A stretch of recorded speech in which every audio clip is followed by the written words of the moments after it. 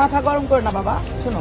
মা হাসপাতালে স্ট্রোক করে কাতরাচ্ছিলেন আর মেয়েকে পরীক্ষার হলে ঢুকতেই দেওয়া হলো না। এ কোনো সিনেমার দৃশ্য নয়, এটা 2025 সালের বাংলাদেশের কথা বলছি, যেখানে নিয়মের ঠুনকো বর্ম পরে এক এইচএসসি শিক্ষার্থীর জীবনের পুরো একটা বছর তছনছ করে দেওয়া হলো। মেয়েটির বাবা নেই, মা একমাত্র অবলম্বন। সেই মা আজকে মেজর স্ট্রোকে আক্রান্ত হয়েছেন, বাসায় কেউ নেই। মেয়েটি নিজের মাকে হাসপাতালে নিয়ে যায় কোনো বিলম্ব না করে। চোখের জলে বুক ভেজানো মাকে হাসপাতালের বেডে রেখে ছুটে আসে মিরপুর বাংলা কলেজে, যেখানে তার পরীক্ষা। কিন্তু ভাগ্য তার সঙ্গে থাকেনি। তার চাইতেও ভয়ঙ্কর হলো সিস্টেম, তার পাশে ছিল না। দেরি হওয়ায় পরীক্ষা কেন্দ্রে এসে মেয়েটি কাঁদতে কাঁদতে বলল, আমার মা স্ট্রোক করেছেন স্যার, একটু দেরি হয়ে গেছে, দয়া করে যদি ঢুকতে দিতেন, আমার একটা বছর নষ্ট হয়ে যাবে। কিন্তু সেখানকার শিক্ষক বা দায়িত্বরত কেউ একটিবারও তার চোখের পানি বুঝতে চাইল না। তারা যেন মানুষ নয়, নিয়মের অন্ধযন্ত্র। তারা চোখ